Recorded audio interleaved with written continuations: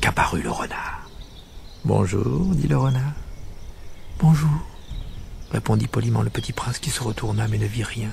« Je suis là, dit la voix, sous le pommier. »« Qui es-tu » dit le petit prince. « Tu es bien joli. »« Je suis un renard, dit le renard. »« Viens jouer avec moi, lui proposa le petit prince. Je suis tellement triste. »« Je ne puis pas jouer avec toi, dit le renard. Je ne suis pas apprivoisé. »« Ah, pardon, fit le petit prince. Mais après réflexion, il ajouta, « Qu'est-ce que signifie apprivoiser ?»« Tu n'es pas d'ici, dit le renard, que cherches-tu ?»« Je cherche les hommes, dit le petit prince. Qu'est-ce que signifie apprivoiser ?»« Les hommes, dit le renard, ils ont des fusils et ils chassent. C'est bien gênant. Ils élèvent aussi des poules, c'est leur seul intérêt. Tu cherches des poules ? Non, dit le petit prince, je cherche des amis. Qu'est-ce que signifie apprivoiser ? C'est une chose trop oubliée, dit le renard. Ça signifie créer des liens. Créer des liens ? Bien sûr, dit le renard. Tu n'es encore pour moi qu'un petit garçon tout semblable à 100 000 petits garçons, et je n'ai pas besoin de toi, et tu n'as pas besoin de moi non plus. Je ne suis pour toi qu'un renard semblable à 100 000 renards. Mais, si tu m'apprivoises, nous aurons besoin l'un de l'autre. Tu seras pour moi unique au monde, et je serai pour toi unique au monde. Je commence à comprendre, dit le petit prince. Il y a une fleur, je crois qu'elle m'a apprivoisé. C'est possible, dit le renard. On voit sur la terre toutes sortes de choses. Oh, ce n'est pas sur la terre, dit le petit prince. Le renard parut très intrigué. Sur une autre planète ? Oui. Il y a des chasseurs sur cette planète-là ? Non. Ça, c'est intéressant. Et des poules ? Non. Rien n'est parfait, soupira le renard. Mais le renard revint à son idée.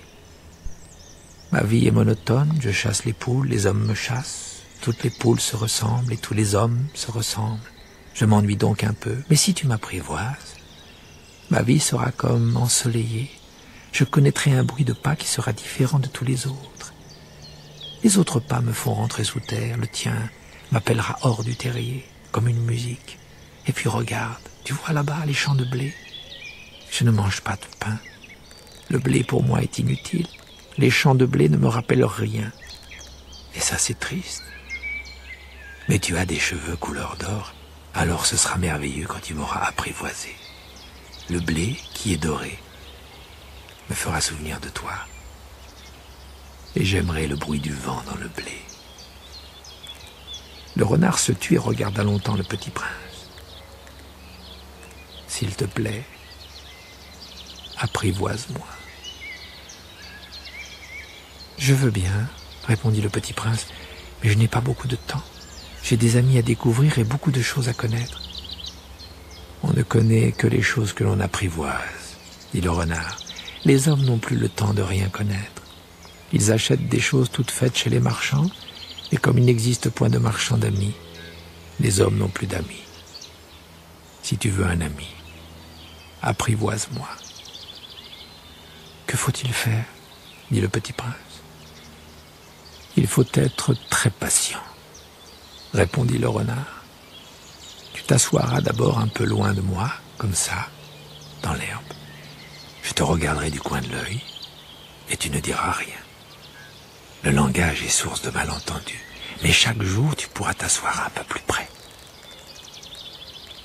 Le lendemain revint le petit prince.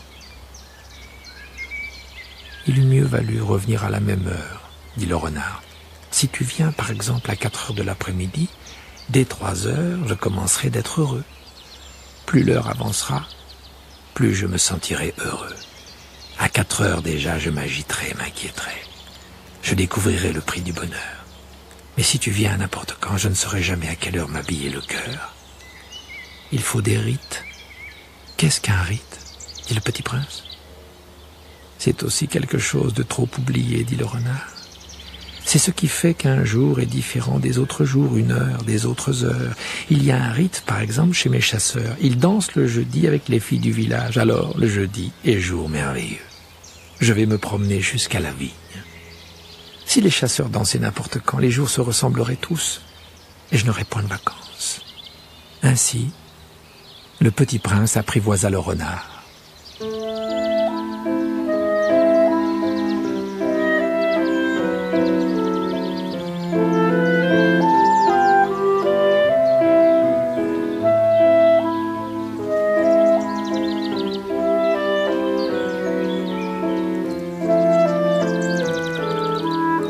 Et quand l'heure du départ fut proche, « Oh !» dit le renard, « je pleurerai. »« C'est ta faute, dit le petit prince, je ne te souhaitais point de mal, mais tu as voulu que je t'apprivoise. »« Bien sûr, dit le renard. »« Mais tu vas pleurer, dit le petit prince. »« Bien sûr, dit le renard. »« Alors tu n'y gagnes rien. »« J'y gagne, dit le renard. » À cause de la couleur du blé. Puis il ajouta, « Va revoir les roses. Tu comprendras que la tienne est unique au monde. Tu reviendras me dire adieu, et je te ferai cadeau d'un secret. » Le petit prince s'en fut revoir les roses. « Vous n'êtes pas du tout semblable à ma rose. Vous n'êtes rien encore, leur dit-il. Personne ne vous a apprivoisé, et vous n'avez apprivoisé personne. Vous êtes comme était mon renard. Ce n'était qu'un renard semblable à 100 000 autres, mais j'en ai fait mon ami, et il est maintenant unique au monde. » Et les roses étaient bien gênées. « Vous êtes belle, mais vous êtes vide, leur dit-il encore. On ne peut pas mourir pour vous. Bien sûr, ma rose à moi, un passant ordinaire croirait qu'elle vous ressemble, mais à elle seule, elle est plus importante que vous toutes, puisque c'est elle que j'ai arrosée, puisque c'est elle que j'ai mise sous globe, puisque c'est elle que j'ai abritée par le paravent, puisque c'est elle dont j'ai tué les chenilles, sauf les 2 ou 3 pour les papillons, puisque c'est elle que j'ai écouté se plaindre ou se vanter, ou même quelquefois se taire, puisque c'est ma rose. » Et il revint vers le renard. « Adieu, dit-il. »« Adieu, dit le renard. Voici mon secret. Il est très simple. On ne voit bien qu'avec le cœur. L'essentiel est invisible pour les yeux. »« L'essentiel est invisible pour les yeux, répéta le petit prince afin de se souvenir. C'est le temps que tu as perdu pour ta rose qui fait la rose si importante. C'est le temps que j'ai perdu pour ma rose, fit le petit prince, afin de se souvenir. Les hommes ont oublié cette vérité, dit le renard, mais tu ne dois pas l'oublier. Tu deviens responsable pour toujours de ce que tu as apprivoisé. Tu es responsable de ta rose. Je suis responsable de ma rose, répéta le petit prince, afin de se souvenir.